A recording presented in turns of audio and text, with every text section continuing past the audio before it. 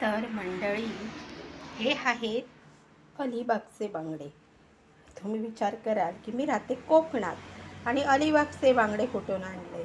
तर बघा किती छान असे हे ताजे बांगडे आहेत. ह्या बांगड्यांचे असे डोळे तेजस्वी दिसतात ना, म्हणजे ते समजायचे की ते ताजे आहेत. आणि हे बघा, त्यांच्या हे असं रक्त यायला पाहिजे, मग ते ताजे असतात.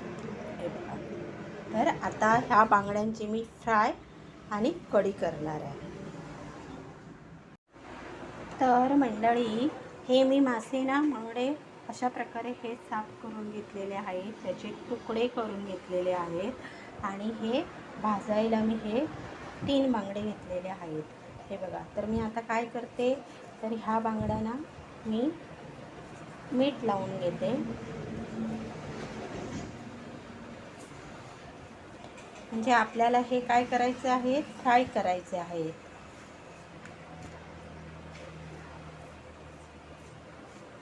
तर ह्याला आता आपण, हे कोकम आगळ आहे, तर ते लावायचं थोडंसं.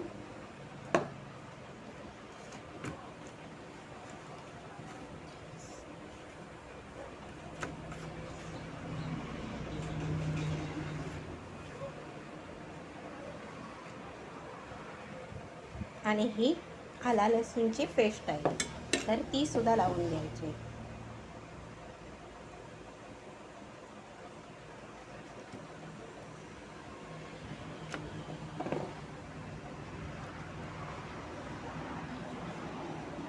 तर आता मी ना हे 10 मिनटं असेच ठेवणार आहे.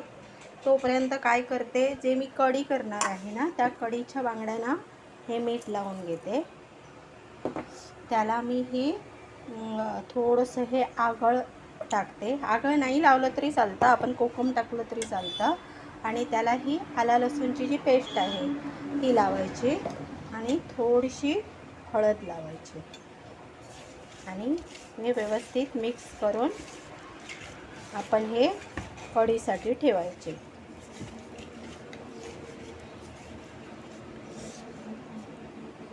तर हे 1 तास मुरवत ठेवायचे, म्हणजे त्याला जे मसाले आहेत ना ते व्यवस्थित सगळे लागले जातात.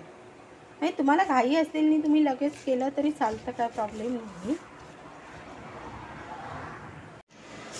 तर आता आपण आपल्या बांगड्यांना जे आला लसूण, आगळ आणि मीठ लावलं, त्याला 10 मिनटं झालेली आहेत.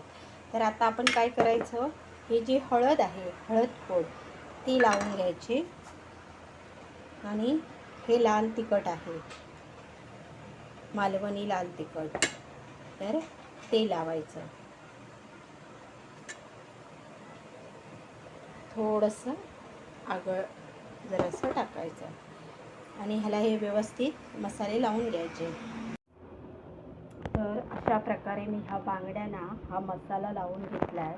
त्यांना आता मी 1-2 तास मुरत असेच ठेवणार आहेत, नंतर फ्राय करणार. तर आता मी हे जे मासे आहेत ते फ्राय करायला घेते.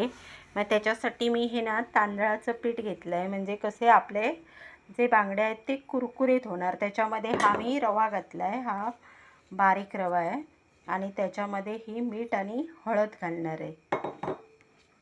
मीठ आणि हळद घालायची काय आवश्यकता नाही, पण आपल्याला हवं असेल तर आपण घालू शकतो.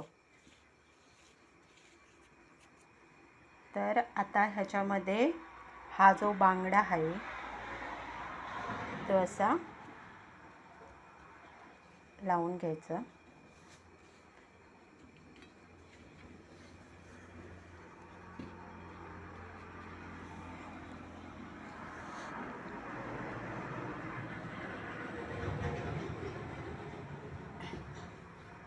असं त्याला दाबून लावलं ना की त्याला व्यवस्थित ते रवा आणि पीठ लागलं जातं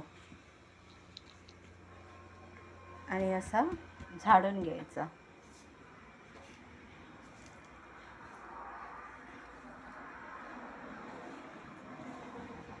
तर असे मी या तिन्ही बांगड्यांना मसाला लावून घेते. तर हे बघा, तीनही माशांना मी हा रवा लावून घेतलेला आहे.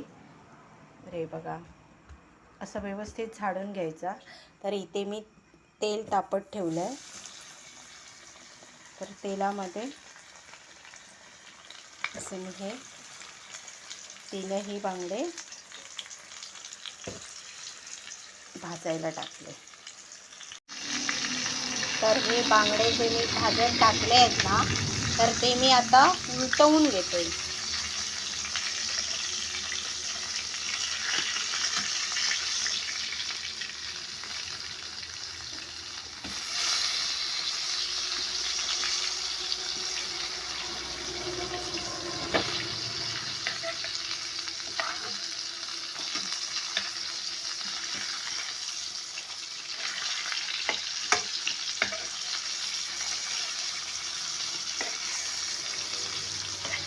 तर बघा, हे तीनही बांगडे मी उलटवून घेतलेले आहेत.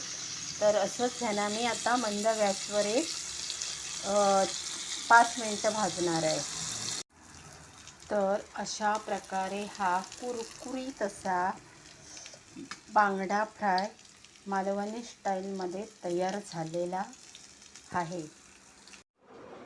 तर अशा प्रकारे आपला हा एकदम कुरकुरीत असा बांगडा फ्राय तयार झालेला आहे.